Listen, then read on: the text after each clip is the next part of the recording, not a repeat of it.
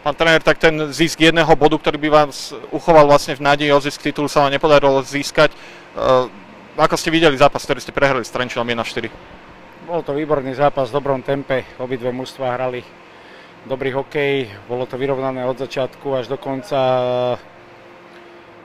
Chleb sa lámal v druhej tretine, tam sme mali trochu viac hry, mali sme šance, ktoré sme nevyužili a potom jeden zbytočný icing, alebo teda zakázané uvoľnenie, zlé rozhodnutie za bránou a darovali sme superovi ten gól navyše našou individuálnou chybou a aj napriek tomu chalani bojovali, makali. 5 tretín sme nemali presilovku, potom sme ju dostali až v podstate 6. tretine a naložili sme s ňou veľmi zle. Tam sa lámal chleba, tam keby dáme gól, tak verím, že to zlomíme, ale hovorím, chalanov chcem pochváliť, makali dokonca, dreli a snažili sa plniť pokyny striedačky. No dnes to nevyšlo, zajtra je nový deň a budeme bojovať o medailu. Po treťom inkasovanom góle ste si vzali oddychový čas, čo ste tam vtedy hráčom prizvukovali? Že je 6 minút do konca.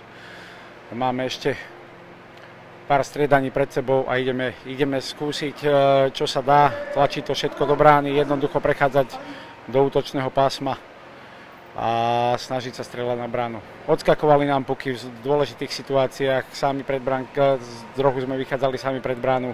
Potom 2-1, keď sme išli, nám odskočil puk. To boli zlomové momenty a dneska nám asi nebolo súdené. Veľké sklamanie bolo všetkým po tomto zápase, keď ste vlastne stratili šancu o titule, prípadne ako skonsolidovať to mužstvo, pretože stále ste v hre o cenné kovy a ten turnaj na tom 2. a 4. mieste je úplne otvorený. Áno, tak chalani sú smutní, samozrejme. Prišli sme pre titul, každý sem prišiel pre titul, ale hovorím, keď sa obhliadneme za tým, čo zatiaľ tu odviedli, tak nemajú sa za čo hanbiť. Oni idú naplno, snažia sa robiť dobré rozhodnutia, snažia sa hrať svoj najlepší hokej a my sme na nich zatiaľ hrdí a dúfam, že zajtra budeme pokračovať. Maxim Šimko po zápase Nitry proti Trenčínu, ten jeden bod, ktorý ste potrebovali na to, aby ste uchovali nádej na zisk titulu, ste nedosiahli, prehra 1-4, aké je veľké sklamanie po tomto zápase? Tak je to určite veľké sklamanie. Išli sme do zápasu s tým, že chceme získať 3 body a nemáme ani jeden a už nemôžeme získať titul, takže je to obrovské sklamanie. Zápas bol v zásade vyrovnaný opticky. Čo v takýchto zápasoch rozhoduje? Ako si ho videl? Tak rozhodujú individuálne chyby a my sme im, dá sa povedať, na 3 góly nahrali, takže asi zaslúžene vyhrali, aj keď si myslím, že mohli sme dať skôr góly my a mohli sme sa tešiť my, ale tak čo už no. Turnaj ale v zásade nekončí pre vás, aj keď o majstrovi je rozhodnuté, tak vlastne na tých pozíciách 2 a 4 to môže skončiť všelijak. Vy zajtra hráte proti Slovanu, ktorému v zásade už o nič nejde. Môže to byť možno mierna výhoda, alebo nechcete sa nejakým spôsobom na to spoliehať? Nespoliehame sa na to, my ideme do každého zápasu na 100% a sme ešte v boji o striebornú medailu a ideme na to 100%. Slovan, čo možno by si povedal o tom superovi, ktorý vás zajtra čaká? Tak síce vyhrali obidva zápasy, ale keď som to dneska pozeral, tak akože myslím si, že môžeme im byť viac ako vyrovnaný super, takže je to turnaj a každý zápas je iný. Pán tréner, gratulujem k víťazstvu 4-1, ktoré ste dosiahli v zápase proti Nitre. Ako ste vlastne videli tento zápas? Tak tento zápas z našej strany bol oveľa lepší ako včerajší proti Slovanu Bratislava. Začali sme zase s energiou jak včera, ale boli tam zo pár chybičiek, ale veľmi dobrými zákrokmi brankára Dvořáka sme boli stále v hre, Nitra nedala gól, čiže toto nám veľmi pomohlo.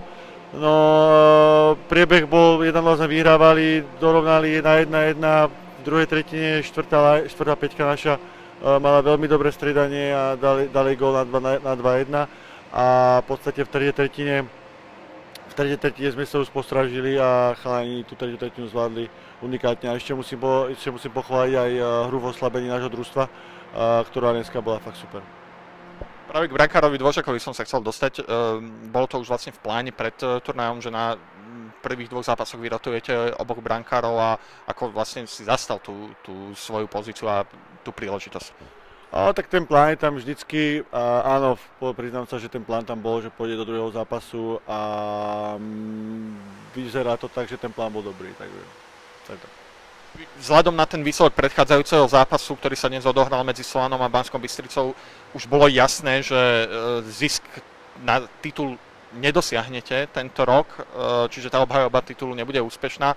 Nejakým spôsobom bolo potrebné pred zápasom hráčov, nechcem povedať, že namotivovať, ale nejakým spôsobom ich vyčistiť im hlavy, aby tam nebolo to sklamanie? A myslím si, že chalani si to uvedomovali, že už obhajiť titul neobhajíme, ale my chalanom vedieme, že musia ísť od zápasu k zápasu, či je to zápas o titul, alebo prvý zápas v základnej časti, každý jeden zápas musí o seba vydať všetko a ukázať sa v tom najväčšom svetle. Máte v tabuľke prvé 3 body, ale v zásade ešte nič neznamenajú, pretože tak ako môžete získať striebro, tak môžete skončiť aj 4. Čo bude teda rozhodujúce v tom zajtračnom zápase proti Banskej Bystrici?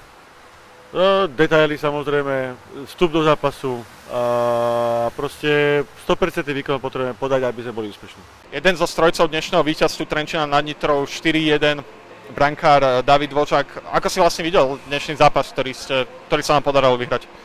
Tak, bol to super zápas. Bol to celkom náročné popravde, po včerajšej prehre. Ale tak zmierili sme sa s tým, že už majstri nemôžeme byť.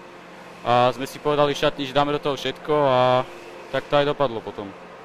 Ako si spomínal, už vlastne pred zápasom ste vedeli, že získať titul nedokážete. Predpokladám, že Dukla ešte keď sa hralo v Trenčíne chcela dosiahnuť na zlato, čiže bolo tam nejaké pred zápasom aj mierne sklamanie vzhľadom na to, ako skončil ten predchádzajúci zápas? Tak určite bolo, ale tak sme sa s tým zmierili a povedali sme si, že tak teda poďme si pre to druhé miesto. A tak no. Nitra, vlastne víťaz tej nadstavbovej časti, v čom boli Nitrane nepríjemné, lebo ten zápas herne bol v zásade vyrovnaný, mohol skončiť zrejme akokoľvek. Tak podľa mňa oni sú veľmi nebezpeční v presilovkách, lebo to hrávajú cez bránkovisko, takže pre mňa ako pre brankára sa to ťažko hrá.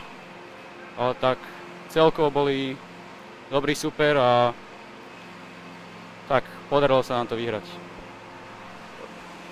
Máte prvé 3 body v tabuľke, ale v zásade to, ako skončíte na Orange mládežníckych majstrovstvách Slovenska je úplne otvorené. V zásade môžete skončiť aj druhý, aj 4. O tom vlastne rozhodnú, o tom konečnom poradí rozhodnú, že aj zajtrajšie zápasy. Proti Banskej Bystrici hráte, čo proti tomuto súperovi, aký to bude náročný zápas podľa teba?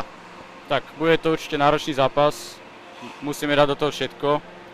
A sme si teraz povedali šatni, že zajtra jednoducho si ideme pre výhru.